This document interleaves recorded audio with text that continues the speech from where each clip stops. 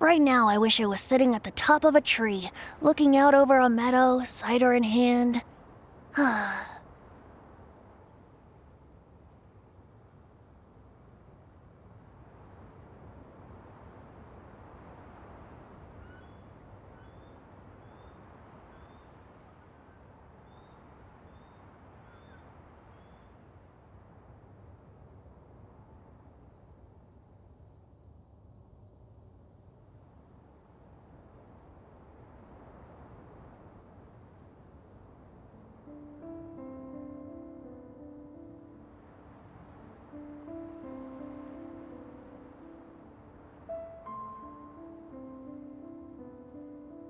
Come on, traveler, let's go! The world is full of lost ballads just waiting to be rediscovered.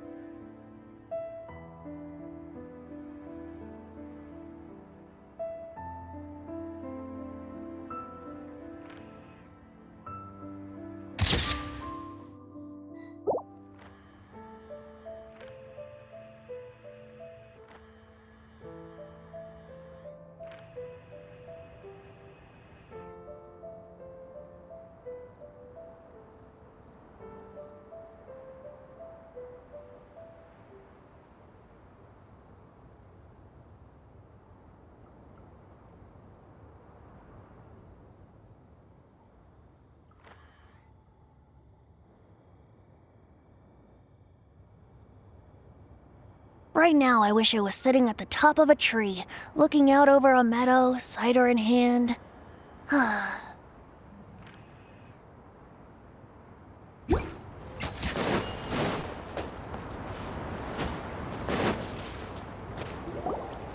All right, looks like we're all here.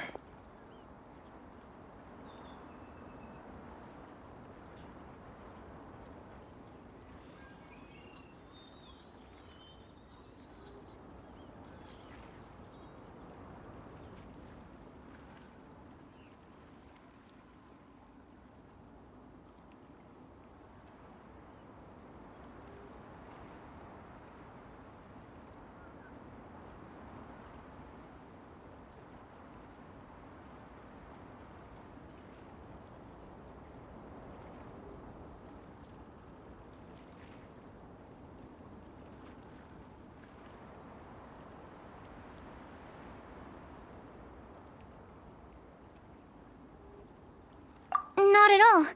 We just came early to set everything up, since we happen to be free today. Kali put up the tent so quickly, but still managed to tie very sturdy knots. You can really tell that she's a professional. I didn't do much apart from passing materials around. Thanks. It's all thanks to Master and Sino. They taught me everything I know. What can I say? For a skilled adventurer, this is just another day on the job. Are you quite finished? Or were you going to sing each other's praises till the moon rises? Come on, let's all sit down.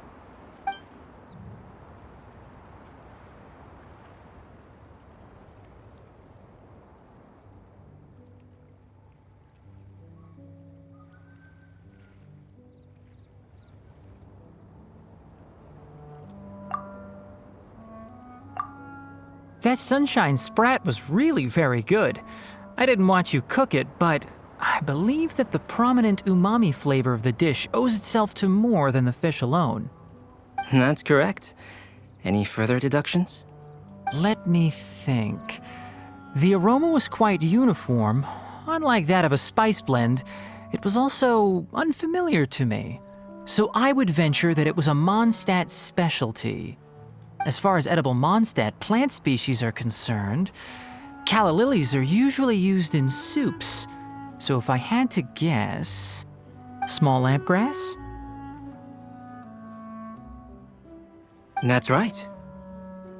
I've long heard that Sumeru's fish with cream sauce is noted for its gentle texture, which brings out the tenderness of the fish. Here in Mondstadt, we're not quite as varied in the use of spices as in Sumeru, But the principle of bringing certain distinct flavors to the forefront through combinations of natural ingredients is, well, very much the same. I liked it a lot. I'm curious as to the exact ratio of ingredients.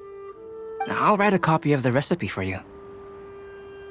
Would anyone like to try the nutrient-dense meal I made? I'll have some. What about you, Kale?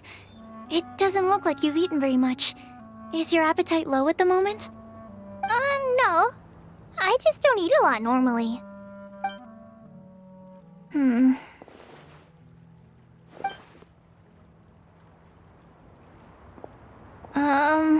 Sorry. I didn't mean to make things awkward. Tainari. While we were on the road, we spotted something white, walking on two legs. Was that Paimon? Which day was this? Just after passing through Stonegate. Sino, are you sure your eyes were working that day? Or maybe your hood was blocking your vision? Paimon always flies. There's no way she'd ever walk. Is that right? I thought that you'd made me snacked on too many local ground nuts.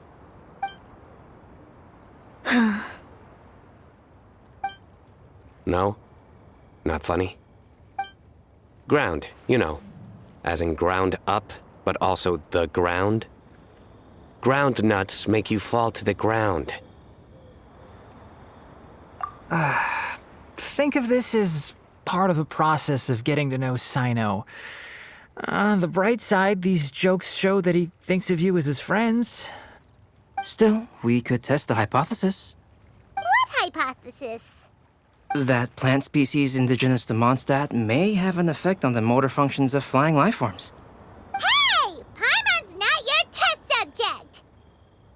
Anyway, by your logic, wouldn't that mean that eating, say, Zaitun peaches, that would make a sick Paimon peachy in no time or something?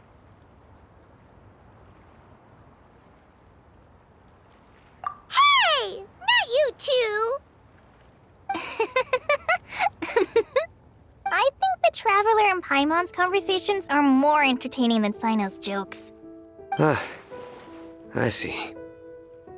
You must have been keeping quiet about this grievance for quite some time now. You seem much cheerier now that you're here in Mondstadt, Sino. Actually, it feels like you're a completely different person. That's because I'm Sino the Adventurer.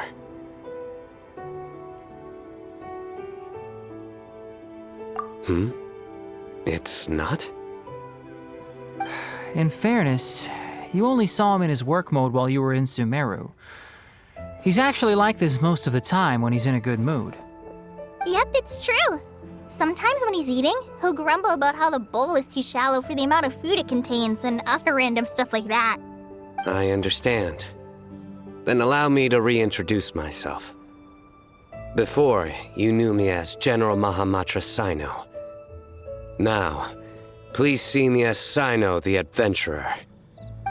Yeah, so that's another thing he does. He'll keep repeating something he thinks is funny until you stop trying to resist. So you have two different mental states? Almost like different phases of matter. Interesting. I want to learn to do that too. I think in your case, the two states we would end up with would be highly conscientious sucrose and stupefied sucrose. Oh, by the way, was there any reason in particular that you chose Mondstadt as your destination on this occasion? Oh, well, Lisa once told me that the Windblume Festival is one of Mondstadt's biggest events of the year. I wanted to take this opportunity to give everyone a Windblume as a token of my heartfelt gratitude for everything they've done to look after me. Plus, it was a good chance for Kale to get out and meet some new people. Kale Lily. What? Kale's Windblume. Maybe she should call it a Kale Lily. It sounds very Mondstadt. There's also cauliflower, which would technically make more sense, but somehow it doesn't sound as nice.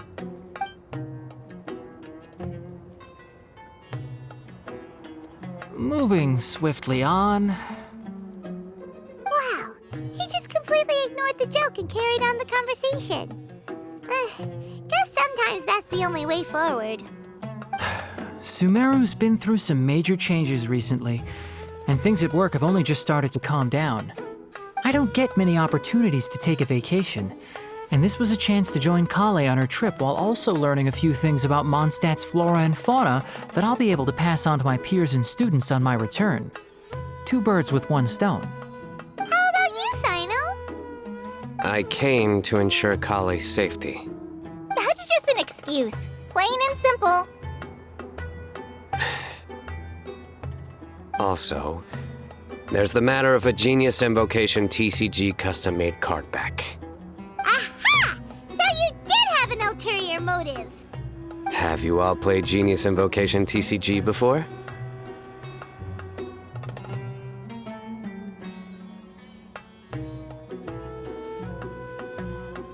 And that is why I am proud to call you my friend.